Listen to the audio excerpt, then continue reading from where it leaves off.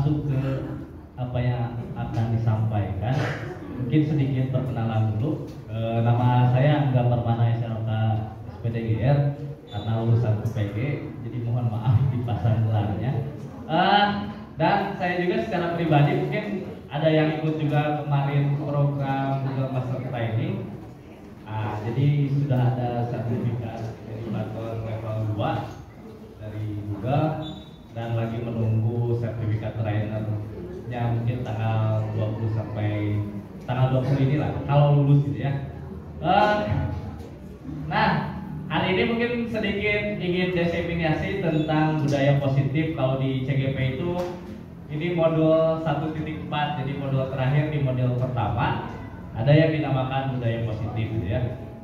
Budaya positif itu pada dasarnya adalah menumbuhkan budaya disiplin dari diri kita untuk melakukan sesuatu sesuai dengan keinginan kita sendiri gitu ya.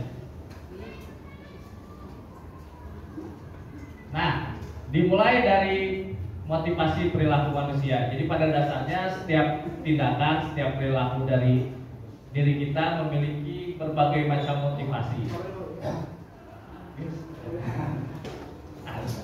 Ya, dari motivasi perilaku manusia ini kurang lebih biasanya kita sebagai seorang manusia itu memiliki kurang lebih ada 3 motivasi untuk melakukan sesuatu apapun itu.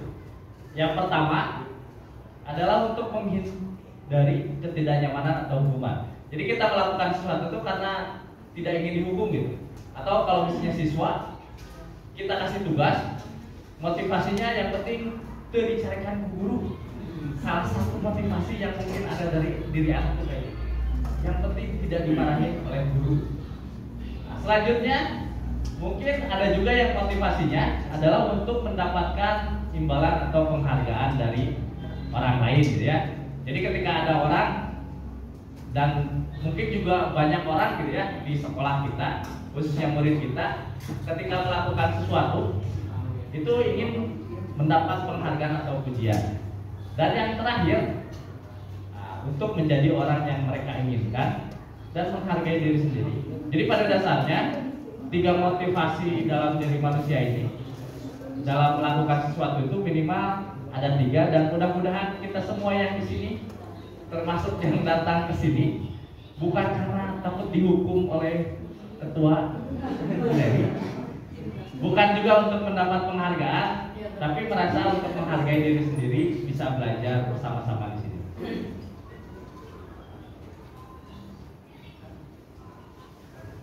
Nah, di budaya positif ini juga berkaitan erat dengan yang namanya kebutuhan dasar manusia. Jadi ketika kita mengajar, setiap orang yang memiliki motivasi itu sangat bergantung terhadap kebutuhan dasarnya. Jadi kalau misalnya orang tidak termotivasi, berarti ada yang kebutuhan tidak terpenuhi. Ya, jadi kalau misalnya ada murid misalnya di pojokan gitu ya, tidur atau tidak memperhatikan, mungkin ada kebutuhan dasar dia yang tidak dipenuhi di kelas itu gitu. Yang pertama mungkin yang bertahan hidup. Kira-kira contohnya apa kalau murid kita kebutuhan dasar bertahan hidup yang mungkin terbayang sama bapak dan ibu? Makan dan minum ya. Tapi lebih dari itu mungkin yang pernah saya bayangkan, ada beberapa murid saya gitu selalu bilang, nilai adunan bisa dicarikan. Mungkin itu salah satu metode bertahan hidup di rumah gitu ya, mungkin saja. Ya, tapi di sini bertahan hidup di sini lebih condong ke makan, minum, tempatnya nyaman gitu. Dan mungkin sebenarnya siswa belajar kepanasan gitu ya, ketika belajar matematika terang-terangan di tengah. Tapi pada dasarnya ketika ruangannya nyaman, terus tercukupi kebutuhan sandang, pangan dan papannya, nah kebutuhan pertama terpenuhi. Yang kedua, kebutuhan kasih sayang dan rasa diterima. Mungkin ada sebagian di murid-murid kita ya, ketika motivasinya berkurang di kelas khususnya, kadang-kadang terkucilkan. Ada salah satu contohnya mungkin di kelas yang saya bina, kebetulan jadi wali kelas. Di kelas itu, kenapa pendiam gitu ya? Biasanya rata-rata ketika ditanya terus sering, Pak, abi teu dua cukup hati. Gitu, Pak. Jadi ketika misalnya ada kebutuhan di bertahan hidupnya tidak terpenuhi, Pak, kayak terus ya rasa diterimanya juga jadi rada minder gitu. Karena tidak sama dengan orang gitu ya. Yang selanjutnya kebutuhan atas pengakuan atas kemampuannya. Jadi mungkin pengakuan atas kemampuan seperti ini kadang-kadang kita tidak memberi apresiasi terhadap murid kita yang mungkin lebih bisa menyelesaikan soal ataupun memiliki prestasi, dan mungkin yang kita anggap ini pengakuan kemampuan ini tidak hanya sekedar akademisnya gitu ya. Misalnya dalam pengelolaan berinteraksi dengan temannya, kita harus apresiasi hal seperti itu juga. Tidak hanya sekedar untuk yang bisa maju ke depan saja. Kebutuhan dasar yang lainnya yaitu kebebasan. Jadi pada dasarnya setiap manusia, termasuk kita dan termasuk murid kita, butuh yang namanya kebebasan. Jadi ketika misalnya anak terkekang di kelas, rata-rata ya, kalau matematika mungkin ketika ditanya terkekang nggak? Enggak Pak, nggak salah gitu ya. Kenapa terkekang? Mungkin karena saya selalu berpikir sampai hari ini, detik ini, kenapa sih matematika itu dianggap susah? Jadi ketika belajar matematik itu anak-anak merasa tidak bebas. Ada satu paradigma mungkin atau hasil analisis saya, itu ada yang dinamakan sinkron antara kemampuan aritmatik berubah menjadi kemampuan aljabar. Dan kemampuan itu tuh ada di tingkat SMP kelas 1. Jadi ketika siswa yang perpindahan berpikir dari aritmatik ke aljabarnya kurang, itu pasti akan mengalami masalah matematika khususnya di SMA. Itu salah satunya. Kenapa? Saya selalu nanya ke murid gitu, ketika di kelas, punten, ya kunaon matematika dianggap hese, terus mulai X dan Z. Itu selalu jawabannya. Nah, ketika ketemu kayak gitu, dan kalau ditanya waktu SD lebih senang mana, bahasa Indonesia matematik Pak, kunaon, disuruh nulis. Ya 1+1=2 gitu ya. Jadi ternyata dari SD itu sebenarnya anak-anak itu sudah gemar dengan matematika gitu ya. Tapi kenapa kalau biasanya beranjak ke SMA, kok matematika itu jadi susah gitu?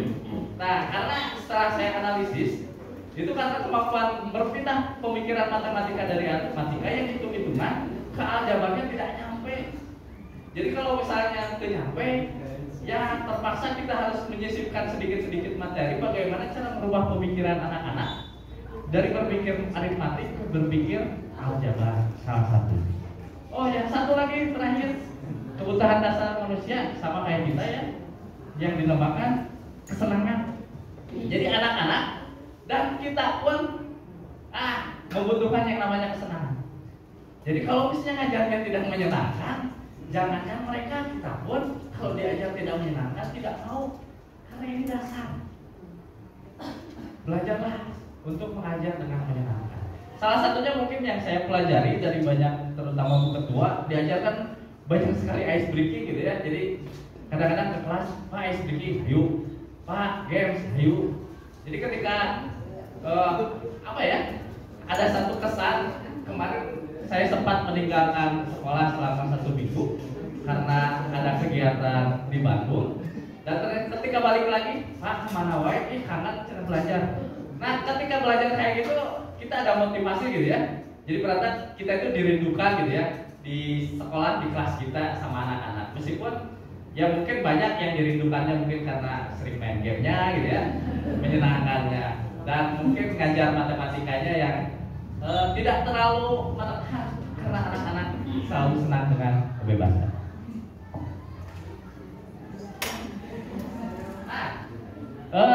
Di dalam budaya positif di guru penggerak ini ada kurang lebih 5 posisi kontrol sebagai seorang pendidik, sebagai seorang guru. Yang pertama, ada yang merasa sebagai seorang penghukum. Jadi naon wae setiap budak salah pasti langsung dicarikan. Teu ditanya heula kunaon. Itu adalah posisi sebagai seorang penghukum. Selanjutnya ada yang dinamakan posisi pembuat merasa bersalah. Jadi ketika misalnya ada tugas gitu, terus kita tuh sebagai guru hayo nyalakeun ka murid mana mah gitu teu bisa misalnya. Itu membuat merasa bersalah dengan penghukum, mungkin agak sedikit banyak kita tinggalan ya. Yang lebih banyak mungkin berlanjut ke sesudahnya posisi kontrol sebagai seorang teman. Memang ketika kita dekat dengan murid, kadang-kadang ada satu kondisi gitu ya. Kalau istilah Sunda nama rada malunjang, si barudak teh. Ada yang mungkin pernah merasa memposisikan diri sebagai teman ke siswanya. Kadang-kadang di satu sisi itu jadi melunjak kita budaknya gitu ya. Itu salah satu kelemahan dari sebuah posisi kita sebagai guru menjadi teman untuk siswa. Yang selanjutnya ada posisi pemantau. Posisi pemantau ini lebih condong sebagai seseorang yang menjalankan tugasnya sesuai dengan apa yang sudah disepakati bersama gitu ya. Jadi seperti kita kesiangan, misalnya ada anak kesiangan datang ke kelas gitu, konsekuensinya tahu apa? Jalankan konsekuensinya. Tidak tahu masalahnya muridnya seperti apa gitu ya, di perjalanan seperti apa. Tapi posisi pemantau ini ketika siswa atau pelajar masuk ke kelas kita, misalnya contoh kasusnya telat masuk ke ruangan, ya langsung menjalankan konsekuensinya. Misal dari kesepakatan awal, kalau misalnya ada anak yang telat masuk, wajib bernyanyi dulu, misal untuk memfokuskan diri di dalam kelas gitu misalnya ya. Jadi tidak ditanya dulu mungkin ada masalah apa gitu ya, langsung saja. Nah, posisi terakhir adalah posisi seorang manajer. Jadi di guru penggerak ini, saya secara pribadi diajarkan untuk menjadi seorang manajer. Manajer ini adalah gabungan dari teman dan pemantau. Jadi kita memposisikan diri sebagai teman dengan siswa, tapi tidak keluar jalur lah istilahnya. Jadi bukan guru yang keluar jalur. Jadi teman hanya untuk misalnya tahu bagaimana posisi atau kondisi anak waktu itu. Kalau misalnya anaknya kan sama-sama tahu, kadang-kadang yang lebih banyak masalah itu di anak ketika keluarganya broken home gitu ya. Jadi kita harus bisa memposisikan sebagai teman, bisa mengajak mereka bisa bercerita mungkin untuk bisa setidaknya menenangkan hati mereka, ada yang bisa dicurhati. Kadang-kadang ketika saya jadi wali kelas, banyak siswa yang suka curhatin, Pak, nah hanya abi masa tadi aku itu ya sama ibu tidak di aku, katanya sama bapak nggak di aku gitu. Ya ketika misalnya posisinya kayak gitu, ya kita sebagai seorang guru ya mendengarkan terus kasih solusi yang baik lah untuk mereka. Nah, ada yang terakhir mungkin di dalam budaya positif ada yang dinamakan segitiga restitusi. Jadi untuk kejadian-kejadian negatif atau tindakan-tindakan di luar apa ya, yang istilahnya tuh ada kejadian-kejadian negatif, kita kan bisa melakukan 3 hal ya. Yang satu biasa kita lakukan itu adalah hukuman. Yang kedua dilakukan penghargaan. Jadi meskipun mereka negatif, kita bisa kasih penghargaan gitu ya. Untuk secara tidak langsung mungkin mereka merasa bersalah atau apapun itu. Dan yang ketiga, kalau di program guru penggerak diajarkan yang dinamakan restitusi. Salah satunya atau segitiga restitusi yang biasanya dilakukan adalah yang pertama, tindakan kita itu harus menstabilkan identitas. Istilahnya seperti itu. Kalau misalnya ada 2 orang anak bertengkar, kita jangan dulu langsung memarahi gitu ya. Terus menanyakan, kamu mah bla bla bla gitu. Tapi tenangkan dulu kedua orang yang bertengkar. Jadi kalau misalnya tidak tenang, biasanya rata-rata anak-anak itu masih emosinya tidak stabil dan meluapkan apa yang ada di pikiran. Jadi ketika misalnya ada suatu masalah, yang pertama kita lakukan tenangkan dulu kondisi anak. Yang kedua, setelah mereka tenang, maka validasi tindakan yang salah, tanyakan gitu kunaon, makin gelut misalnya. Atau ini teh kenapa kesiangan? Nah, ketika kita tahu alasan-alasan mereka, misalnya alasannya agak logis gitu ya tentang kesiangan karena harus membantu dulu orang tua. Kalau misalnya bertengkar memang biasanya alasannya tidak masuk akal gitu ya, karena sekedar hanya emosi seperti itu. Yang ketiga adalah menanyakan keyakinan. Maksud menanyakan keyakinan teh ditanyakan, tahu nggak gitu apa yang kamu perbuat itu salah gitu ya. Nah itu salah satunya. Nah dengan segitiga restitusi ini, rata-rata siswa yang kita ajak bicara itu lebih bisa meyakinkan diri secara pribadi gitu. Karena pada dasarnya motivasi yang paling baik itu adalah motivasi dari diri sendiri. Jadi ketika misalnya kita melakukan hukuman mungkin bisa jerah, tapi waktunya masih singkat gitu deh gitu. Rata-rata kayak gitu. Kalau misalnya diberikan penghargaan, meskipun dalam tanda kutip gitu ya, itu rata-rata pingin imbalan terus. Kalau anak dihukum dengan penghargaan, biasanya hayo gue gitu ya. Misalnya ketika yang rajin di kelas dikasih sesuatu coklat gitu misalnya atau permen gitu, pasti ditagih terus gitu. Jadi mana coklat apa, mana coklat Bu, pasti kayak gitu ya. Jadi yang bisa kita lakukan untuk bisa membudayakan positif di kelas itu adalah dengan segitiga restitusi ketika ada kejadian-kejadian yang luar biasa. Yang terakhir adalah menanyakan keyakinan biar motivasi secara individunya bisa tertimbul ya. Terus dan cekap sakit. Sekali lagi terima kasih banyak atas perhatiannya. Mohon maaf apabila ada salah. Saya kembalikan lagi ke moderator. Assalamualaikum warahmatullahi wabarakatuh.